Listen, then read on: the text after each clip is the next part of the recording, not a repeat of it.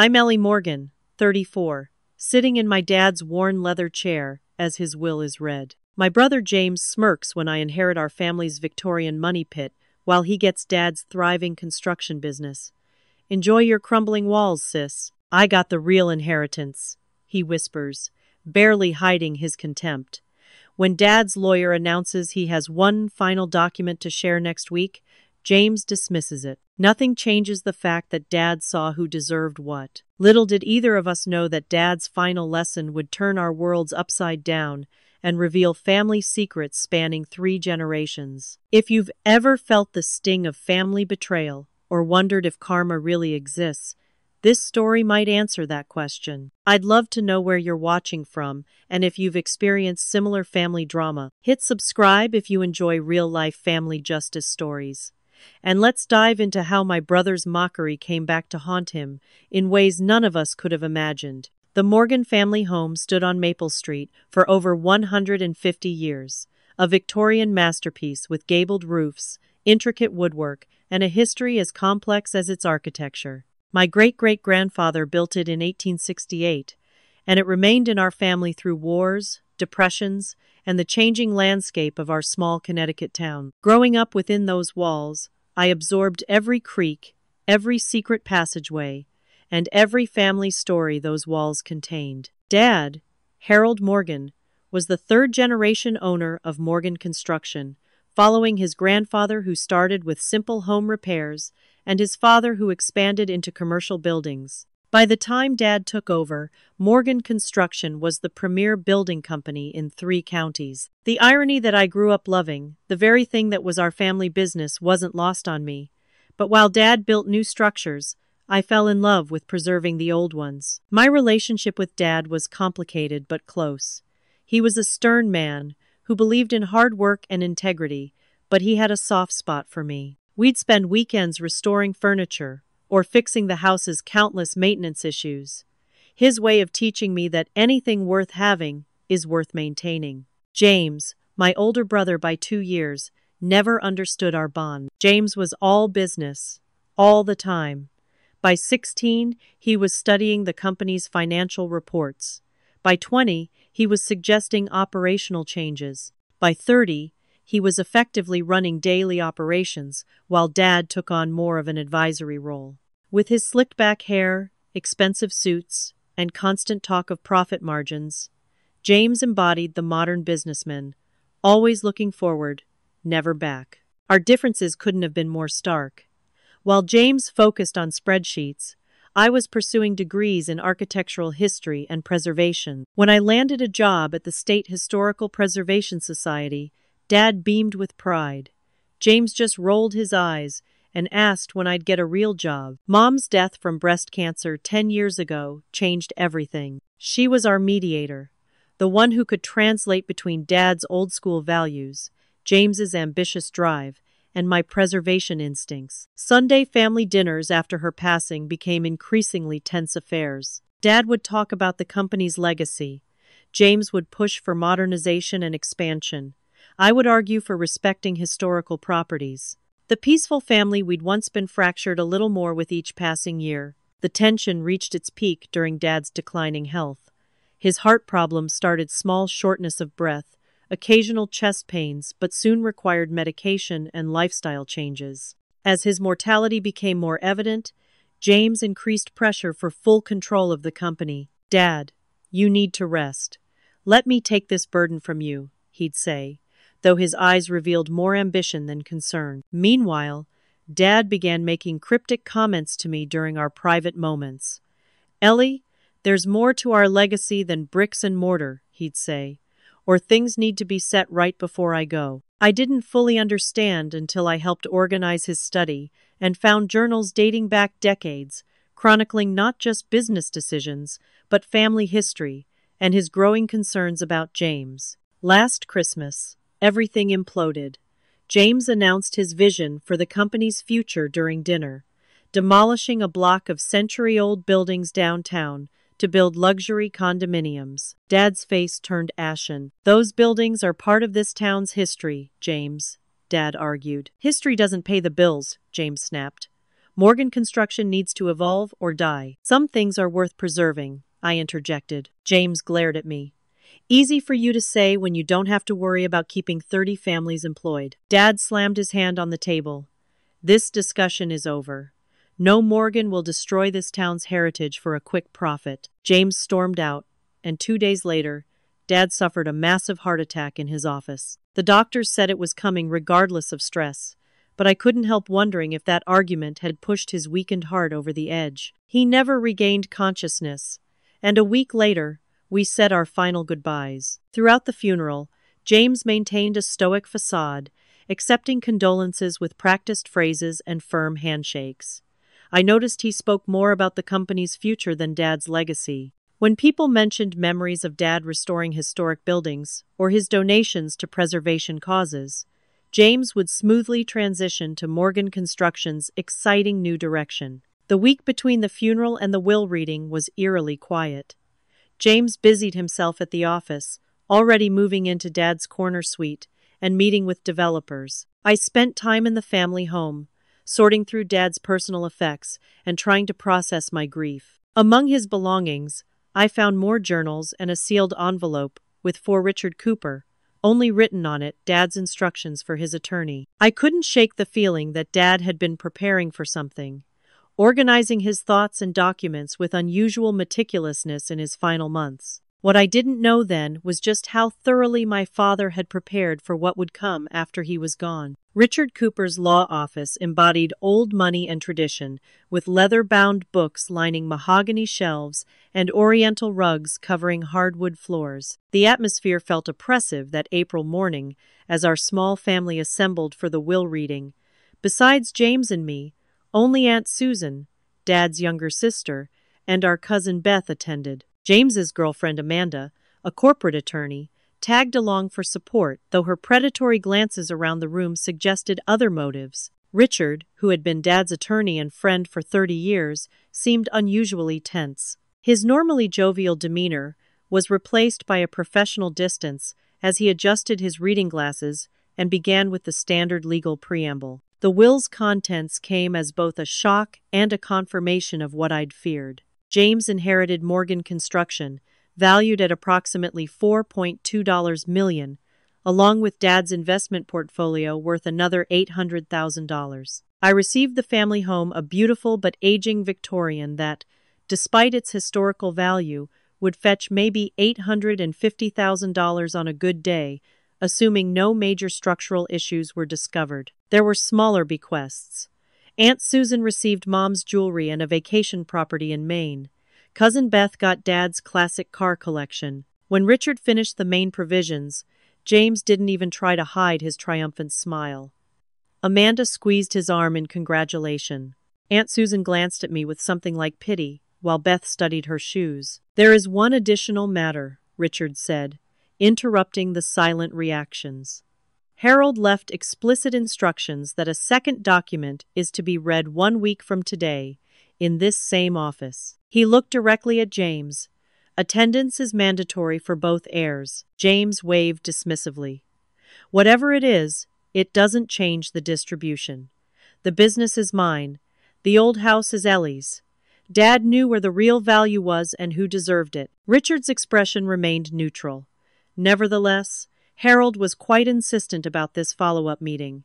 "I expect to see you both next Tuesday at 10 a.m. As we filed out, James caught up with me in the parking lot. "Don't look so glum, sis. I'll help you with the house. Maybe throw some repairs your way at cost." His patronizing tone made my skin crawl. That place needs about $200,000 in updates to be remotely livable. New wiring, new plumbing, probably structural work. "The house is perfectly livable," I countered. "Dad and I have been maintaining it for years." "Playing weekend handyman isn't the same as proper renovations," James scoffed. "Anyway, let's get coffee next week. I've got some ideas for your financial security since, Dad left you the short end." I declined and drove straight to my family home. The weight of ownership felt strange as I unlocked the front door. The house had always been ours or Dad's. Now it was mine alone. I wandered through rooms filled with generations of memories. The dining room where we'd had countless Sunday dinners. Dad's study with books lining every wall, the window seat where Mom used to read to me during thunderstorms. Despite the comfort of familiarity, I couldn't shake a sense of hollowness. It wasn't about the money. I'd never expected or wanted the business. But something felt unfinished, as if Dad's final message remained undelivered. That first night in my inherited home was a strange blend of grief, nostalgia, and uncertainty. I slept in my childhood bedroom rather than claiming the master suite that still felt like Dad's space. Around midnight, a knock at the door startled me awake. James stood on the porch, slightly disheveled and smelling of scotch. "Just came to check on you," he said, pushing past me into the foyer. "Make sure you're settling in okay." "At midnight?" I asked, wrapping my robe tighter. He wandered into the living room, eyeing the ceiling height and wall dimensions with an appraiser's gaze. "You know, I've been thinking. This place is a burden for you. The taxes alone will be substantial." "I can manage," I said, growing increasingly uncomfortable. "I'll give you $1 million for it," James announced. "That's more than fair market value, and you won't have to deal with the headaches of an aging property." The abruptness of his offer took me aback. "The house isn't for sale, James." His businesslike facade cracked slightly. "Don't be stupid, Ellie. This place is holding prime real estate that could be developed. The company needs room to grow." "What are you talking about?" "I've already got plans drawn up," he admitted, pulling folded blueprints from his jacket. "Mixed-use development. Retail on the ground floor, luxury condos above. We'd preserve some of the facade elements to appease the history buffs." Anger flared in my chest. "You want to tear down our family home? The house we grew up in? The house Dad loved?" "Dad babied you your whole life," James snapped, his cool demeanor evaporating. "Always taking your side, supporting your useless degree, letting you play house with him while I built his company into what it is today. Now I'm offering you a way out of this money pit, and you're still clinging to sentiment." "Get out," I whispered. Then louder, "Get out, fine. But when the roof starts leaking or the foundation cracks, don't come crying to me." He stalked toward the door, turning back with one parting shot. "$1 million is my only offer. Decline it, and you're on your own. No family discounts on repairs, no loans, nothing.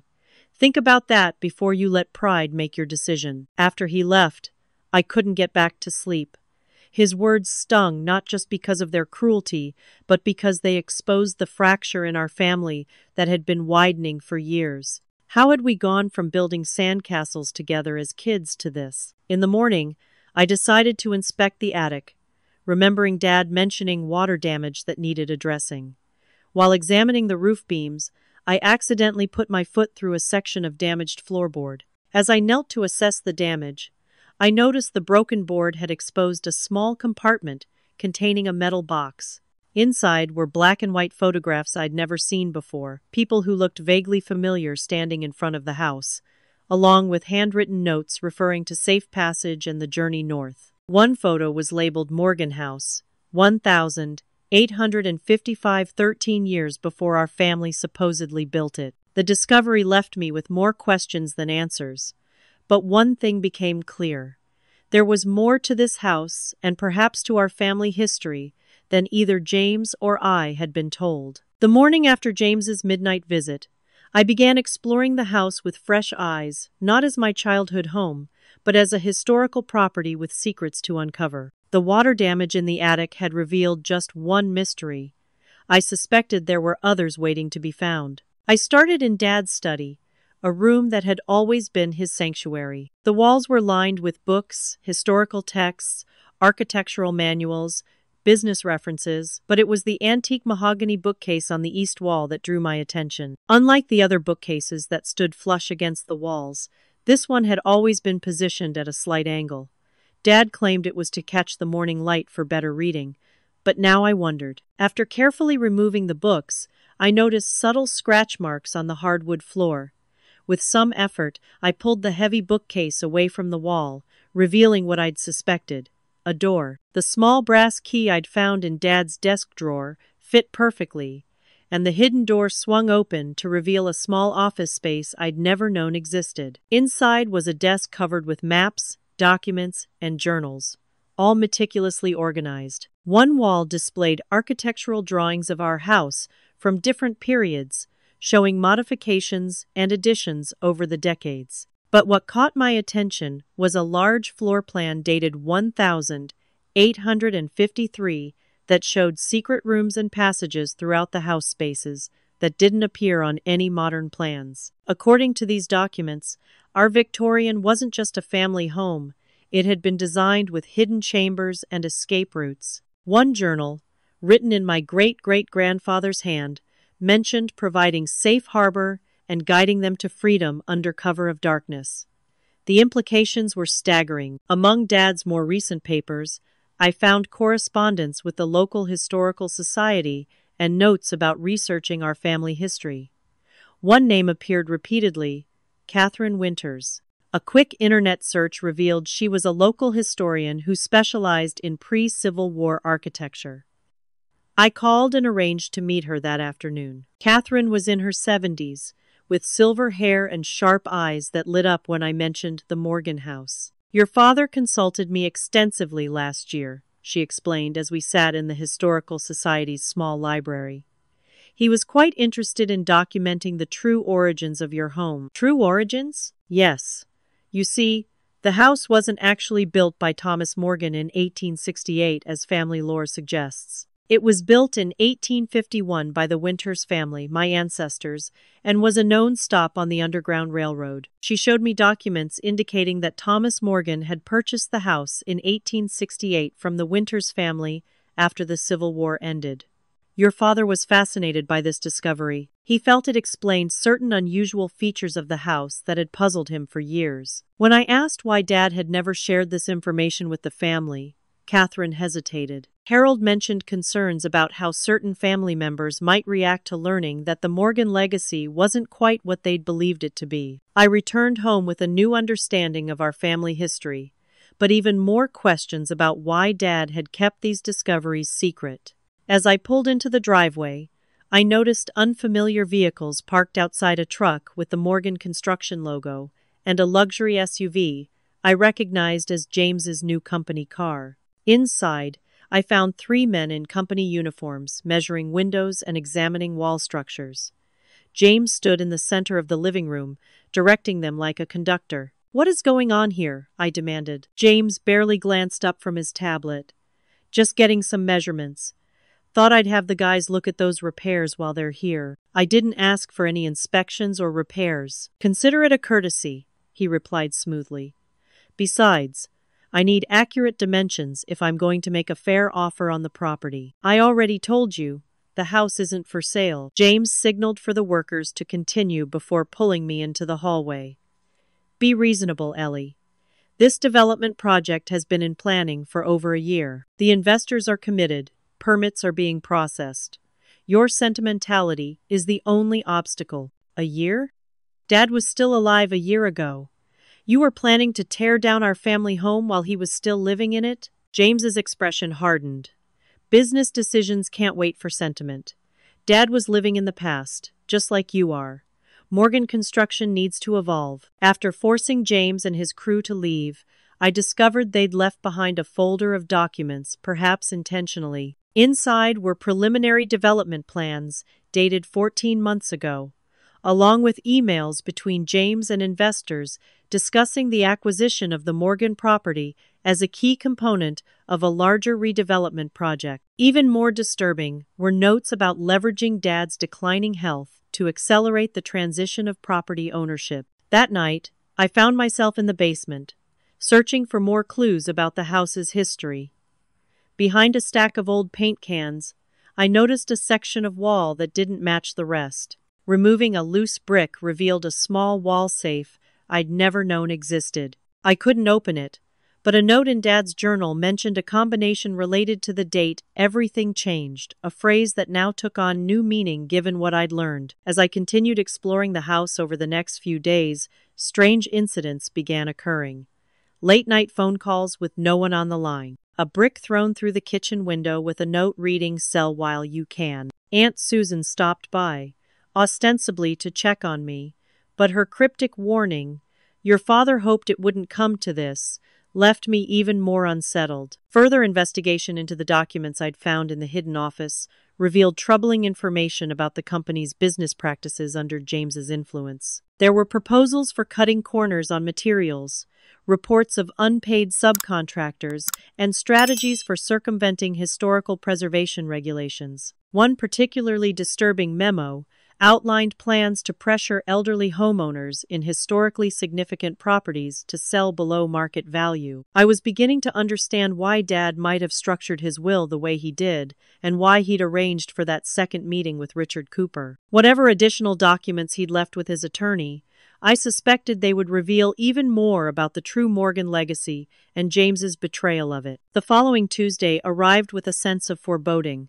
I'd spent the intervening days documenting my discoveries and preparing questions for Richard Cooper. James arrived at the attorney's office moments before our scheduled meeting, dressed impeccably in a tailored suit, projecting confidence. I noticed Amanda waiting in a car outside, apparently. This meeting didn't warrant her presence inside. Richard welcomed us with the same professional reserve he'd shown at the will reading. Once we were seated, he placed a thick envelope on the desk between us. Before I share these documents, I want to explain that your father struggled with this decision for years, Richard began. Harold came to me about 18 months ago with concerns about the direction of Morgan Construction and his growing unease about family matters he'd recently uncovered. James shifted impatiently. Can we skip the preamble? I have a company to run. Richard fixed him with a stern gaze. This preamble is essential to understanding your father's intentions. Harold discovered information that fundamentally changed his understanding of your family's history and the business he'd dedicated his life to. He opened the envelope and removed several bound documents. First, there are these financial audits that Harold commissioned privately last year. They reveal concerning irregularities in company accounting under your management, James. James's confident facade faltered slightly. Dad was paranoid in his final years.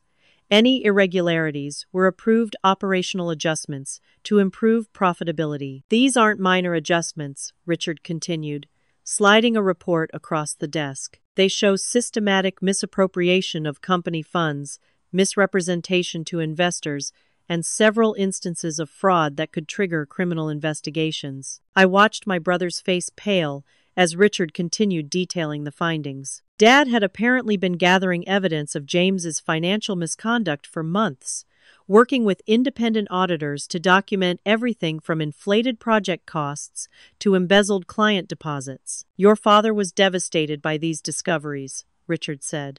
But even more troubling to him was learning that the Morgan family history he'd taken such pride in was built on misrepresentation. This caught my attention. What do you mean? Richard handed me a bound collection of historical documents. The Morgan Construction Company wasn't built by your great-grandfather as family legend claims. It was actually established using capital and land that came from your maternal great-grandmother's family. Your great-grandfather Morgan essentially married into wealth, then took credit for building the business. James scoffed. That's ancient history. What possible relevance could it have now? It establishes a pattern, Richard replied. Harold discovered that throughout your family history, the women who contributed significantly to the business were systematically pushed aside and their contributions erased. Your mother was no exception. He produced another document, a business plan in my mother's handwriting, that outlined the company's expansion into commercial projects, the very move that had made Morgan Construction truly profitable in the 1,990 seconds. Your mother was the financial genius behind the company's most successful period. Harold admitted to me that he had often taken credit for her ideas during their marriage. I remembered Mom's finance degrees gathering dust while she supposedly served as Dad's supportive wife. The revelation made painful sense. Dad became concerned that history was repeating itself, Richard continued. He was troubled by how easily you dismissed the contributions of others, James, particularly female employees whose ideas you claimed as your own. James stood abruptly. This character assassination is ridiculous. My father trusted me with his company because he recognized my business acumen. Sit down, Richard said firmly. There's more. What came next silenced both of us. Richard revealed that while organizing his affairs, Dad had unlocked the basement safe using Mom's birthday as the combination, the date, everything changed referred to when she came into his life. Inside, he'd found original property deeds and business registrations that revealed the most shocking secret of all. James wasn't Harold's biological son. According to these letters, Richard said gently, James is the biological son of Harold's brother William, who died when James was an infant. Harold raised you as his own, James, never intending for you to discover this truth. But when your increasingly self-centered behavior began to mirror William's, the very traits that had estranged the brothers, Harold grew concerned. James sat motionless, his face ashen. That's a lie. I have DNA test results confirming it, Richard replied, sliding another document forward. Harold conducted the test secretly last year, using a hair sample from your brush. He was heartbroken by the confirmation, but felt it explained the fundamental differences in your approaches to life and business. The revelations continued like body blows. The business, it turned out, didn't belong directly to Harold at all, but to a family trust established by my maternal grandmother, which meant James hadn't actually inherited full ownership. The trust documents included strict ethical guidelines for company operations and provisions, specifically preventing the demolition of historical properties. Harold had been planning to restructure the inheritance for years, Richard explained. But your recent actions, James, particularly the development plans that would have destroyed the family home, forced his hand. The final provisions of his will reflect his desire to preserve both the true Morgan legacy and the company's ethical foundations. As Richard detailed the legal implications, I processed what this meant. The controlling interest in Morgan Construction now belonged to me through my mother's shares in the family trust. James had legal liability for the financial mismanagement he'd orchestrated. And the house that James had mocked as my paltry inheritance, was actually the authentic historical heart of our family legacy. The attorney played a video Dad had recorded weeks before his death. Dad's face appeared on Richard's computer screen, looking tired but determined. If you're watching this, he began, then I've passed on without having the courage to tell you these truths in person.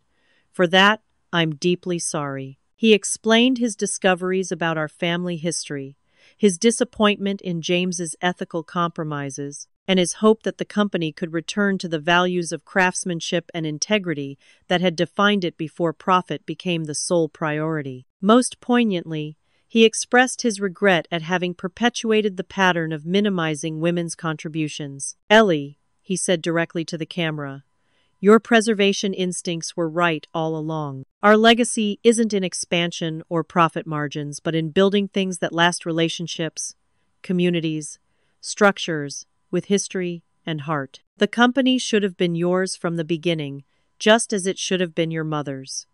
I hope this final correction brings some justice, however delayed. To James, his message was both loving and stern. I raised you as my son because in my heart, that's who you are. But I cannot ignore what you've become, and the damage you would do to everything we've built. I hope this revelation leads to reflection, rather than resentment. There is still time to rebuild not just buildings, but your character. As the video ended, James stormed out without a word. I remained with Richard, trying to absorb everything. He apologized for the delayed revelations, explaining that Dad had instructed him to gather concrete evidence before making these accusations public. He recommended bringing in forensic accountants to untangle the company's finances and provided information about the Historical Society's interest in documenting the house's Underground Railroad connections. Your father hoped, Richard said as our meeting concluded, that these truths would ultimately heal rather than divide. But he was realistic about the difficulty of that path forward. I'd like to pause here and ask if you've ever discovered something about your family history that changed how you saw yourself or your relatives. Family secrets have a way of surfacing eventually, don't they? If this story resonates with you so far, please hit that like button and share your thoughts in the comments. Now, let's continue with what happened when James realized the ground had shifted beneath his feet. The days following Richard's revelations were chaotic.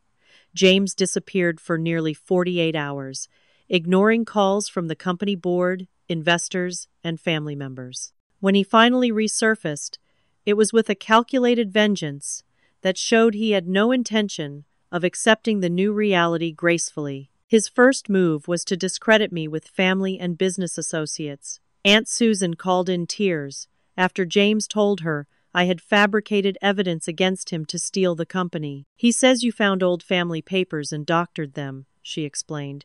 "That you've always been jealous of his success and saw Dad's death as an opportunity." Similar messages spread through Dad's business network. By week's end, I was receiving concerned calls from family friends questioning my mental health and stability. James had apparently suggested that grief had triggered some kind of breakdown, causing me to manufacture conspiracy theories about the family business. The situation escalated when Amanda, James's girlfriend, showed up at my door unannounced. Her typically perfect appearance was slightly disheveled, and genuine concern shadowed her features. "I'm not here on James's behalf," she said immediately. "In fact, he'd be furious if he knew I was warning you." "Warning me about what?" She glanced nervously over her shoulder before continuing. "James is planning to contest the will on grounds of your father's mental incompetence. He's gathered statements from employees claiming Harold was showing signs of dementia in his final months." "That's absurd. Dad was sharp until the end." "I know," she admitted. "I've seen James manipulating situations before, but never like this. Some of the evidence he's collecting, I'm not sure it's all legitimately obtained." She lowered her voice. "Be careful with your documentation, and maybe install a security system." Her warning proved prescient. The following night, while I was meeting with Catherine at the Historical Society, someone broke into the house. The hidden office behind the bookcase had been ransacked, and several key documents were missing, including Dad's journals detailing his discoveries about the company finances. The basement safe had been forced open, though the intruder had missed some papers hidden in a concealed compartment beneath it. The police were sympathetic but not particularly helpful. "Family disputes over inheritance are common," the responding officer said. "Without clear evidence of who took the documents, there's not much we can do." Messages from James's business partners began arriving, some threatening legal action over investments made based on his promises of expansion, others simply demanding explanations. I learned that James had been embezzling from the company for years, using funds to maintain a lavish lifestyle while presenting himself as the savvy businessman growing his father's legacy. The situation came to a head at a family dinner at Aunt Susan's house the following Sunday. I'd been reluctant to attend, but Susan insisted it was important to clear the air as a family. When I arrived, I found James had assembled a small audience, including distant relatives, family friends, and several business associates. As soon as dinner began, James launched his attack. "I wanted everyone here to understand the difficult situation our family is facing," he began smoothly. "My sister, struggling with grief and perhaps more serious issues, has fabricated elaborate stories about our father and our family business." "I haven't fabricated anything," I countered, trying to stay calm. "Dad left clear documentation with his attorney, documents that conveniently appeared after his death, with no chance to question their authenticity," James replied. "Dad trusted me with his company for years. Why would he suddenly decide I was unworthy of my inheritance?" "Because he discovered what you've been doing to his company," I said firmly. "The misappropriated funds, the ethical violations, the plans to demolish historical properties against his express wishes." James laughed dismissively. "See what I mean? Conspiracy theories that make no business sense.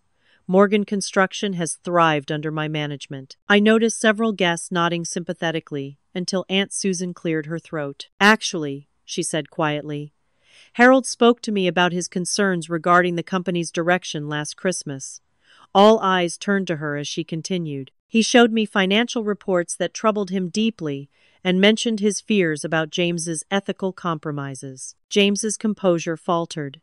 "Aunt Susan, you don't understand modern business practices." "I understand honesty," she interrupted, "and I understand that my brother valued integrity above profit. He also told me about his discoveries regarding our family history and his plans to set things right." Her unexpected support shifted the mood in the room.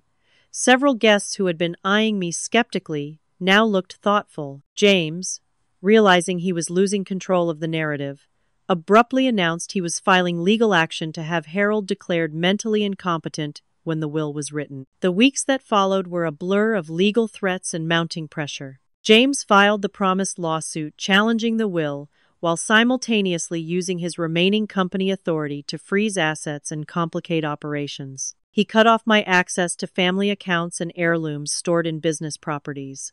His investors, panicking about their jeopardized investments, joined the legal assault. I discovered that James had already sold development rights to the property surrounding my house to a commercial developer, creating a legal entanglement that threatened the property's historical designation process that Catherine and I had initiated. At a city council meeting where I presented evidence of the house's historical significance, James publicly questioned my mental stability, bringing forward a distant cousin who worked in psychology to suggest I was suffering from delusional grief responses. The personal attacks grew increasingly direct.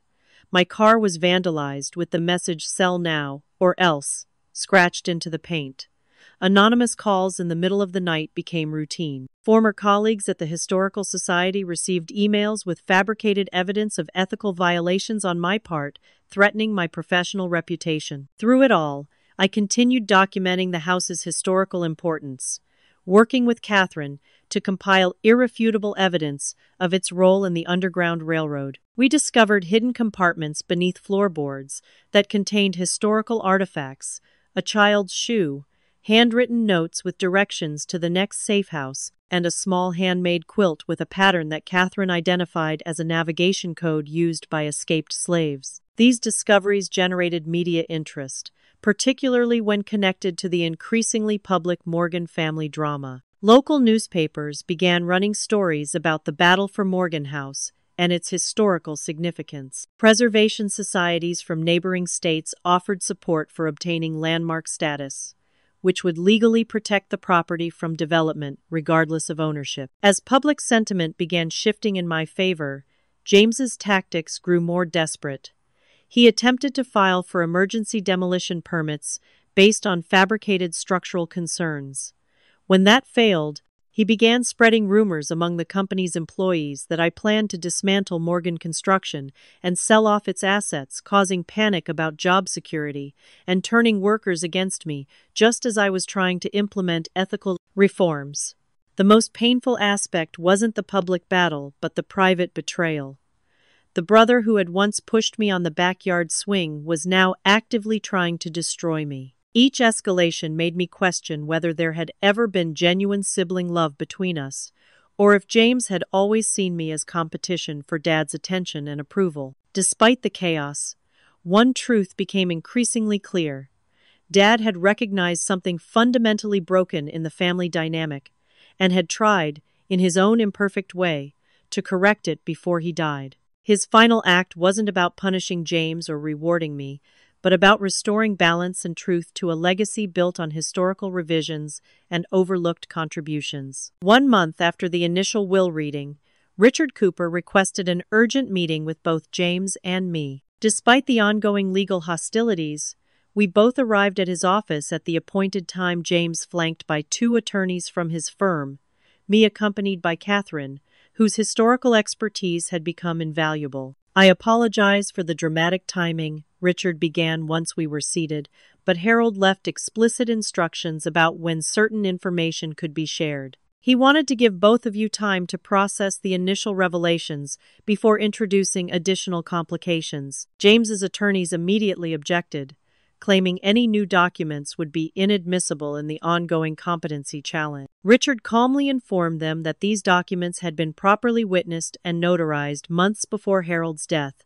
with medical certification of his mental clarity at the time. "What Harold wanted most was transparency," Richard continued, placing a USB drive on the table. "He recorded this video 3 months before his passing, with full awareness that it might be his final communication on these matters." The video began playing on the conference room screen.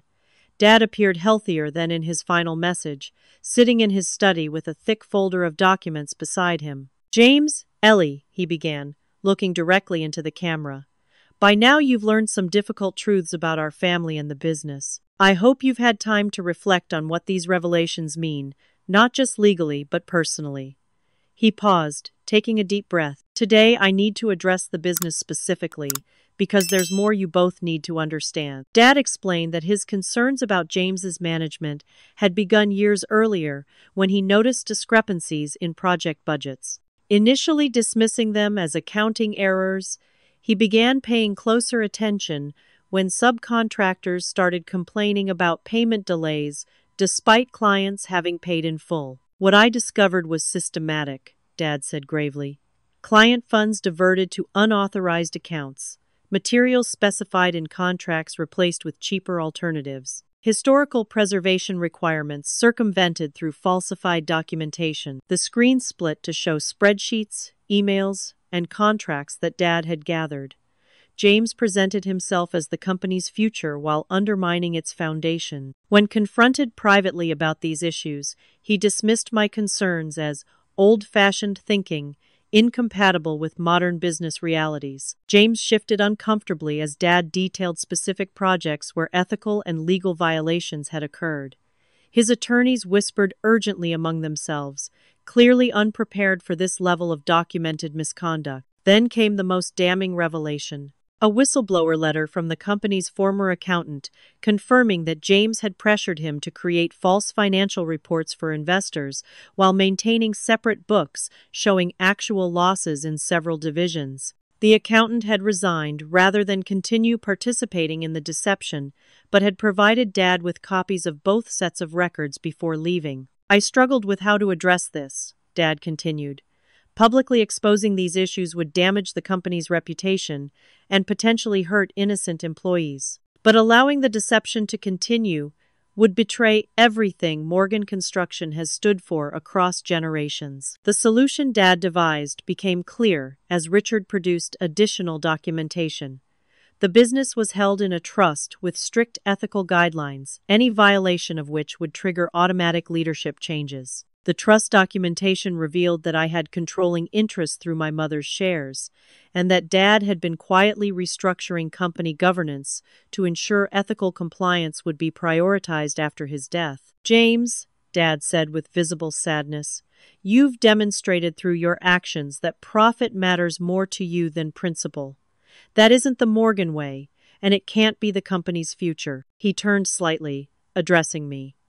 Ellie, your preservation instincts and ethical compass are what the company needs now. I've arranged for you to work with a management team that shares those values while you develop the business skills to eventually lead Morgan Construction yourself. As the video continued, Richard distributed copies of bank statements showing James had leveraged company assets for personal loans to finance his lavish lifestyle. There were records of offshore accounts where diverted client funds had been hidden and evidence that James had been developing a competing construction firm to poach Morgan's most profitable clients once he had full control. I've arranged for a forensic accounting team to untangle the financial web James has created, Richard explained. They've already identified several transactions that may trigger criminal investigations. James's attorneys looked increasingly alarmed.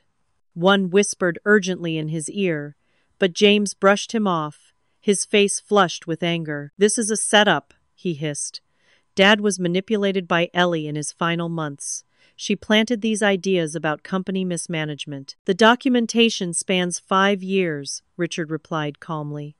Much of it predates any health concerns your father experienced, and several witnesses have provided sworn statements confirming Harold's cognitive clarity when making these decisions. The meeting concluded with Richard recommending an emergency board meeting to address the company's leadership transition. James's attorneys requested time to review the documentation before proceeding, but Richard made it clear that the trust provisions were legally binding regardless of any will challenges. As we prepared to leave, Richard handed me a final envelope. Your father wanted you to have this privately, he said. It explains his hopes for how you might handle this situation, though the decisions are ultimately yours. Inside was a handwritten letter from Dad, dated just weeks before his death. Ellie, it began, by now you know the truth about our family and the business. The hardest decision you face isn't about buildings or profit, but about your brother. James has lost his way, but I believe redemption is possible for anyone willing to face their mistakes honestly. Whatever you decide about the legal consequences he may face, remember that healing both for the company and our family requires truth before reconciliation can begin. The letter continued with Dad's vision for the company: a return to ethical building practices, respect for historical preservation, and recognition of all contributors regardless of gender or position. He included suggestions for a management transition team and noted key employees who shared his values and could be trusted during the restructuring. As I left Richard's office, I noticed a small gathering of reporters outside. Word of the Morgan family drama had apparently spread beyond local interest. James pushed past them without comment, his attorneys deflecting questions about the company's future. Catherine squeezed my arm supportively. "Are you ready for what comes next?" she asked quietly. "No," I admitted. "But Dad spent his final months preparing me for this moment. I owe it to him, and to all the overlooked contributors to our family legacy to see it through." The district attorney's office contacted me later that day, requesting a meeting to discuss potential criminal charges against James, based on evidence that had been forwarded by the forensic accounting team. I agreed to meet them, though the prospect of being instrumental in my own brother's potential prosecution weighed heavily. That evening, I received notice that an emergency board meeting had been called for the following morning. James's financial house of cards was collapsing, and decisions about the company's future and his could no longer be delayed. The morning of the emergency board meeting arrived with a sense of finality. I'd spent the night reviewing company documents, preparing to face not just James, but the board members who had enabled his mismanagement through their passive oversight. As I dressed in one of Mom's old business suits, a symbolic choice that felt appropriate, I steeled myself for the confrontation ahead. I arrived early at Morgan Construction headquarters, a modern glass building downtown that stood in stark contrast to the Victorian home that had become the center of our family dispute. Security guards, seemingly unsure who to consider authorized, hesitated before allowing me entry to the executive floor. The boardroom was tense when I entered. Several longtime board members, friends of Dad's, nodded respectfully. Others, brought in during James's tenure, eyed me with suspicion. James himself arrived last, accompanied by Amanda and his legal team. "Before we begin," he announced, taking a seat at the head of the table, "I want to address the elephant in the room. My sister has made serious allegations that have created unnecessary panic among our investors and employees. I'm prepared to address these concerns and move forward productively." The lead board member, Walter Green, who had known Dad for 30 years, cleared his throat. "Actually, James, this meeting was called to address the trust provisions that give controlling interest to Eleanor, effective immediately upon verification of ethical violations. That verification has been provided by independent auditors." What followed was 3 hours of methodical dismantling of James's position. Financial experts detailed the accounting discrepancies. Legal counsel outlined the binding nature of the trust provisions. HR representatives reported a pattern of complaints about hostile work environments under James's leadership, particularly from female employees whose ideas were routinely appropriated without credit. Throughout the presentations, James's expression shifted from confidence to disbelief to barely contained rage. When finally given the opportunity to respond, he launched into a defense that quickly devolved into accusations. "This is a coordinated attack," he insisted. "Ellie has manipulated all of you, just like she manipulated Dad in his weakened state. She's been jealous of my success for years, waiting for an opportunity to undermine me." "That's not true, James," I interjected. "I never wanted the business. I just wanted it run ethically, the way Dad intended." "Dad intended for me to modernize an outdated company," James countered.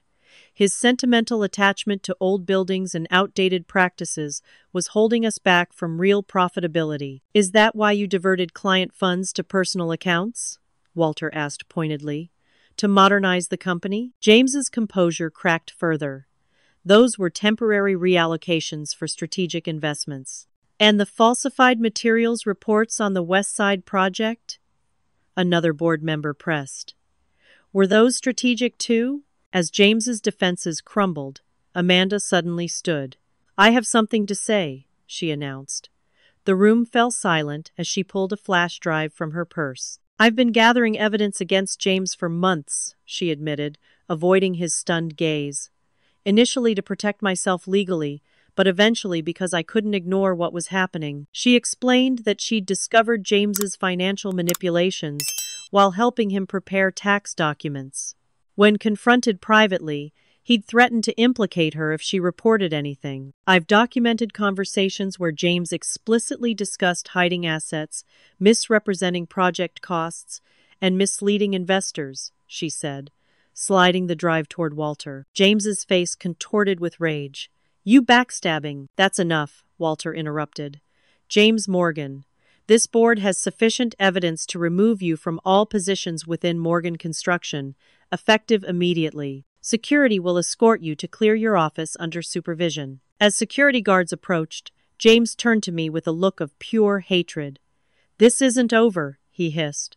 "I'll fight this all the way to the Supreme Court if necessary. Or," I suggested quietly, "you could finally take responsibility for your actions." The board meeting concluded with a vote approving my temporary leadership position, with support from a management team until I could develop the necessary business experience. As James was escorted out, reporters gathered outside captured the moment on camera, turning a private family drama into public spectacle. That evening, as I processed the day's events, a police car pulled up outside the house. Two officers explained that they'd received reports of suspicious activity at Morgan Construction headquarters. James had apparently returned after hours and attempted to destroy company records. During his arrest, they'd found additional documentation in his possession that had been reported stolen from my home. The district attorney's office now had sufficient evidence to file multiple charges: embezzlement, fraud, falsifying business records, and breaking and entering. James was in temporary custody, and I needed to make decisions about how aggressively to pursue prosecution. Aunt Susan arrived at the house shortly after the police left. "I heard what happened," she said, embracing me. "What are you going to do?" "I don't know," I admitted. "Part of me wants justice for what he's done to the company, to Dad's legacy, to me. But he's still my brother." "Your father struggled with the same dilemma," Susan revealed. "He wanted to protect the company without destroying James. He hoped the inheritance structure would force James to face consequences without criminal charges. That option disappeared when James chose to fight rather than accept responsibility," I noted. "True, but you still have choices about how hard to push for prosecution versus rehabilitation." The following day, I visited James in custody, a surreal experience I never could have imagined growing up. He sat across from me in an orange jumpsuit, the polished business facade completely stripped away. "Come to gloat?" he asked bitterly. "No, I came to understand." "Understand what?"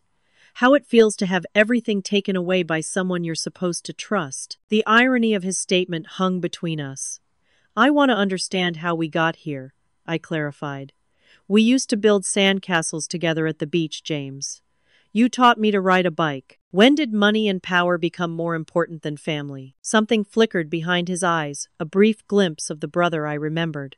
"I don't know," he admitted, his voice losing its defensive edge. "Maybe when I realized I'd never measure up to Dad's expectations. Or when I discovered I wasn't really his son." "You knew?" James nodded slowly.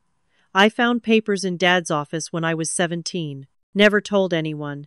But it explained so much why you two connected in ways I never could, why he always seemed to hold me to a different standard. He loved you, James.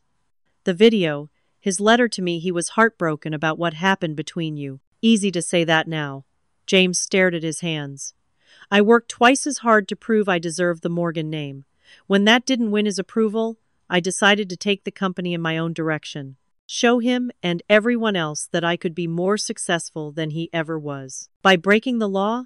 By betraying everything he valued? It started small. A questionable accounting practice here, a misleading contract there.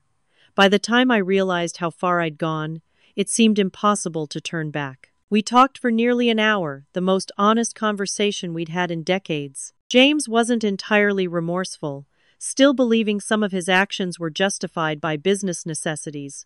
But I glimpsed moments of genuine regret, particularly regarding his treatment of employees and subcontractors who had trusted him. In the weeks that followed, longtime company employees shared stories of James's increasingly erratic leadership, the pressure for profits above all else, his dismissal of ethical concerns, his pattern of taking credit for others' work.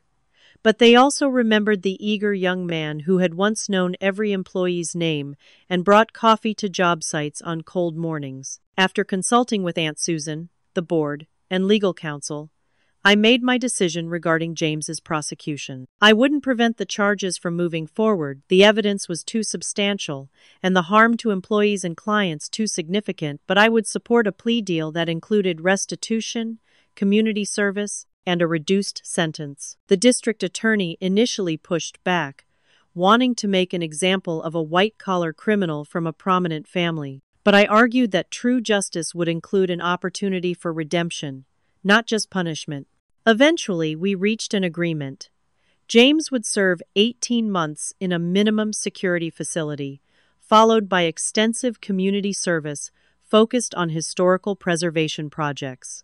He would make financial restitution to the company and affected clients, and undergo ethics training before ever holding another corporate position. When James accepted the plea deal, I sensed it wasn't just to avoid a longer sentence, but perhaps the beginning of acknowledging his responsibility. The public narrative shifted from a simple story of corporate fraud to a more complex family drama of inheritance, identity, and redemption. The media circus eventually died down, but not before the Morgan family history became a cautionary tale discussed in business ethics classes at the local university. Through it all, the Victorian house that James had dismissed as my consolation prize inheritance stood as a physical reminder that value isn't always measured in dollars and that some legacies are worth preserving regardless of their market price. 1 year after the will reading that had upended our lives, I sat in the restored library of the Morgan family home, surrounded by the books Dad had collected throughout his life. Through the bay windows, spring sunlight illuminated the garden where Mom had once grown prize-winning roses. The house felt different now, no longer just a family home, but a living historical document with a purpose beyond sheltering a single family. The past 12 months had brought more changes than I could have imagined. The eastern wing of the house had been converted into a small historical museum, celebrating its role in the Underground Railroad. School groups toured the secret passages and hidden rooms weekly, learning about the courage of both those who sought freedom and those who risked everything to help them achieve it. Morgan Construction had transformed as well, rebranded as Morgan Heritage Preservation, with a new focus on restoring historical properties rather than demolishing them for new development. The company's reputation had suffered initially after James's legal troubles became public, but our transparent handling of the situation and commitment to making wronged clients whole had gradually rebuilt trust. Most significantly, our understanding of the Morgan legacy had fundamentally changed. The company's new headquarters featured a wall honoring overlooked contributors throughout its history, beginning with my maternal great-grandmother, whose inheritance had funded its establishment. Mom's portrait hung prominently in the boardroom, acknowledging her financial expertise that had guided the company's most successful expansion. James was now 8 months into his sentence at a minimum security facility upstate. Our relationship remained complicated, but we were making slow progress through monthly visits and increasingly honest conversations. His initial bitterness had gradually given way to reluctant introspection, though true remorse seemed to come in unpredictable waves rather than as a consistent state. "I'm not saying what I did was right," he'd told me during my last visit, "but I still believe Dad was living in the past. There's a middle ground between tearing down everything old and preserving everything, regardless of practicality." "That's exactly the balance Morgan Heritage is trying to find now," I'd replied, respecting history while acknowledging that communities need to evolve. The most surprising development had been James's engagement with the historical preservation projects assigned as part of his plea agreement. What had started as obligatory community service had apparently sparked genuine interest. He'd begun researching architectural history in the facility's library and sketching designs that incorporated historical elements into modern structures. Aunt Susan had become an invaluable ally throughout the transition, joining the company board and helping guide ethical decisions with her practical wisdom. "Your father would be proud," she told me often, "not just of the company's direction, but of how you've handled everything." Catherine continued working with me to document our family and local history, discovering additional connections between the Morgan House and abolitionist movements of the 1852. The historical significance of the property had earned it landmark status and national recognition, with preservation societies using it as a case study in the importance of protecting architectural heritage. During the house's renovation, workers had discovered additional historical artifacts hidden in walls and under floorboards, handwritten letters, small personal items left behind by those passing through, and a journal kept by the original Winters family documenting the people they had helped escape to freedom. These discoveries had transformed our understanding of not just our family history, but the community's role in pivotal historical movements. The company had established a scholarship program for women in construction and preservation fields, naming it after Mom and funding it with a percentage of annual profits. The first recipients were already interning with our project teams, bringing fresh perspectives and innovative approaches to historical preservation challenges. As for me, I'd found an unexpected balance between my preservation background and newfound business responsibilities. Leading Morgan Heritage had forced me to develop skills I'd never imagined needing, but the transition had been smoother than expected, thanks to mentorship from Dad's old friends and my own growing confidence. The most meaningful change, however, had been internal, coming to peace with our complicated family history and my place within it.